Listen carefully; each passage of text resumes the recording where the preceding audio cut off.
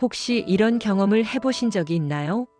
마음속으로는 분명히 아니오라고 외치고 있는데 입에서는 네라는 대답이 튀어나와 버리는 순간 상대방의 부탁을 거절하는 것이 왠지 모르게 죄책감이 들고 나를 이기적인 사람으로 볼까봐 걱정하는 마음. 그렇게 다른 사람의 부탁을 들어주며 하루를 보내고 나면 내 마음은 텅 비어버린 것 같은 공허함을 느끼곤 합니다. 당신은 지금 착한 사람이라는 가면 뒤에 숨어 자신을 갉아먹는 습관적인 동의에 덫에 빠져 있을지도 모릅니다. 하지만 기억하세요. 아니오라고 말하는 것은 이기적인 행동이 아닙니다. 그것은 당신의 감정을 존중하고 당신의 삶을 지키는 가장 용기 있는 행동입니다. 오늘 이 영상은 평생 남을 먼저 생각하며 살아온 당신에게 이제는 당신의 마음을 보호하고 스스로를 존중하는 법에 대해 이야기하려 합니다. 당신의 감정을 지키는 용기 있는 한 걸음, 지금부터 저의 이야기에 귀 기울여 주시길 바랍니다. 일부. 네라는 대답 뒤에 숨겨진 당신의 마음. 우리는 왜 아니오라고 말하는 것을 그토록 어려워할까요? 그저 한마디만 하면 될 것 같은데 혀끝에서 맴돌던 그 말은 결국 사라지고 네, 그럴게요라는 힘없는 대답이 되어버립니다. 여기에는 몇 가지 이유가 숨어 있습니다. 1. 좋은 사람으로 보이고 싶은 욕망. 우리는 어려서부터 착한 아이, 성실한 사람이 되도록 교육받았습니다. 남에게 도움을 주고 희생하는 것을 미덕으로 여기는 사회 분위기 속에서 거절은 곧 나쁜 사람이 되는 지름길처럼 느껴집니다. 저 사람 참 인정이 많아라는 말을 듣고 싶은 마음이 결국 자신의 감정을 희생하게 만드는 거죠. 하지만 당신의 가치는 다른 사람의 인정으로 결정되는 것이 아닙니다. 거절은 당신의 가치를 떨어뜨리지 않습니다.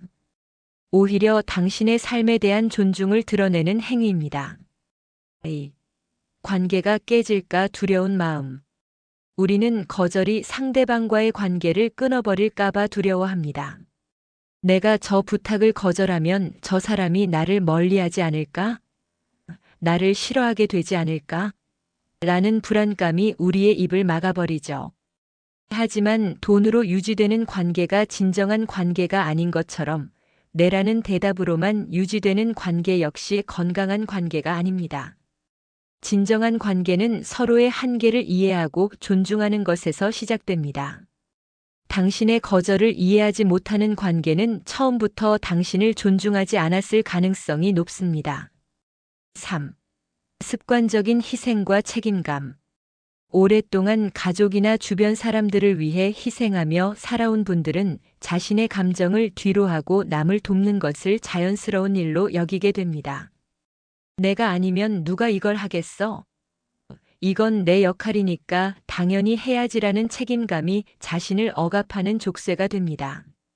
하지만 당신은 한때 부모였고 배우자였고 가장이었지만 그 역할 뒤에 숨겨진 당신 자신이라는 고유한 존재가 있음을 잊어서는 안 됩니다.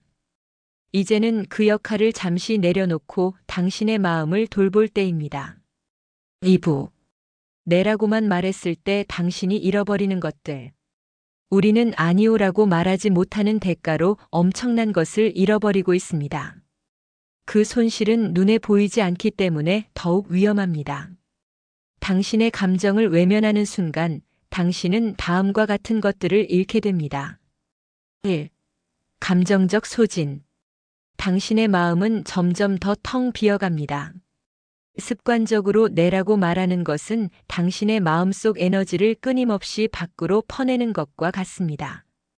당신이 싫어하는 부탁을 마지못해 들어주고 당신의 시간이 아닌 다른 사람의 시간에 맞춰 살아가다 보면 당신의 마음은 점점 더 소진됩니다.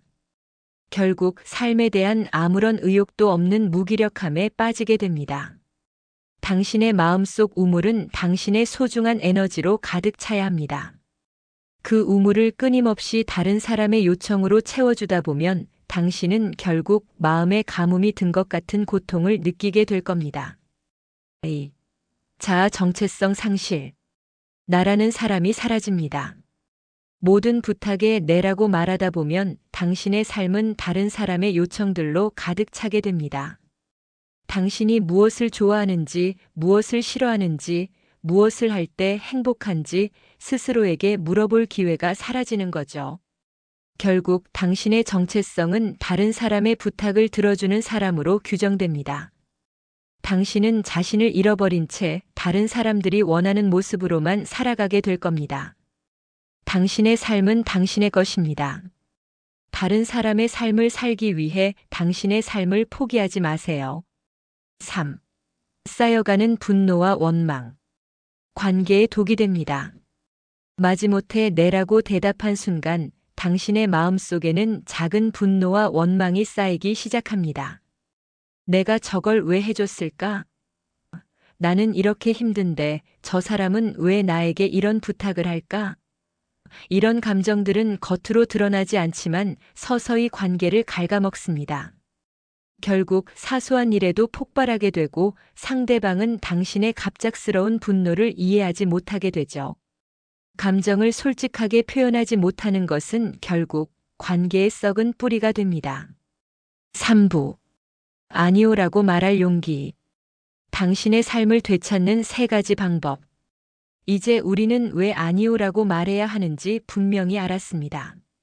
하지만 문제는 어떻게 말하느냐는 것입니다.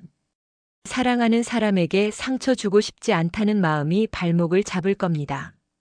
그래서 저는 오늘 당신의 마음을 덜 아프게 하면서도 단호하게 아니오라고 말할 수 있는 3가지 방법을 제시합니다.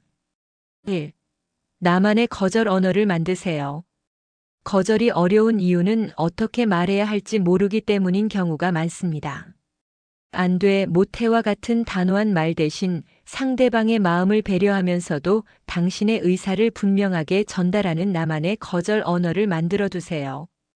예를 들어 도와드리고 싶지만 지금 제가 할 수 있는 상황이 아니네요. 제가 지금 그 일을 도와드리게 되면 제 다른 일에 차질이 생길 것 같아요처럼 당신의 상황을 솔직하게 설명하는 것입니다. 거절은 상대방의 부탁을 무시하는 것이 아니라 당신의 상황을 솔직하게 알리는 것입니다. 2. 시간을 버는 말을 활용하세요. 갑작스러운 부탁에 바로 거절하기 어렵다면 시간을 버는 말을 사용하세요. 생각해보고 연락드릴게요. 지금 당장은 말씀드리기 어렵고 나중에 다시 이야기해도 될까요? 라고 말하며 생각할 시간을 버는 것입니다. 이 시간을 통해 당신의 감정을 정리하고 합리적으로 거절할 이유를 찾을 수 있습니다.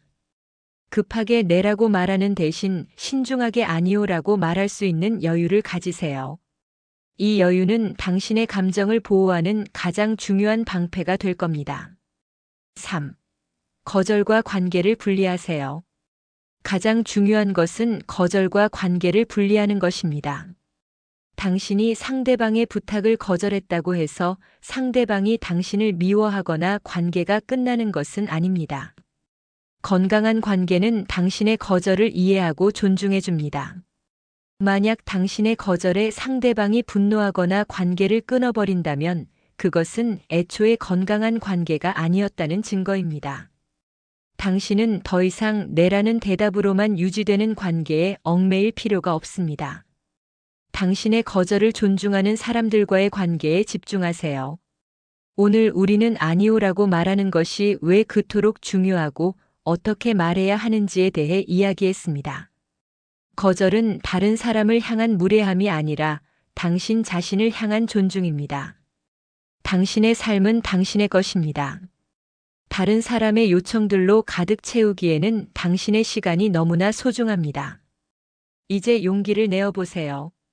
처음에는 낯설고 어색할 수 있습니다. 하지만 한 번의 용기 있는 아니오는 당신의 삶에 새로운 자유를 선물할 겁니다. 당신의 감정을 보호하고 당신의 삶을 되찾으세요. 당신은 그 누구의 부탁을 들어주기 위해 태어난 것이 아니라 당신의 삶을 행복하게 살아가기 위해 태어난 소중한 존재라는 것을 잊지 마세요. 당신이 당신을 존중할 때 비로소 세상도 당신을 존중하기 시작할 겁니다. 오늘 이 이야기가 당신에게 작은 용기라도 주었기를 진심으로 바랍니다. 영상이 당신에게 위로가 되었다면 좋아요와 구독을 눌러주세요. 당신의 마음을 다독이는 다음 이야기로 다시 찾아오겠습니다. 감사합니다.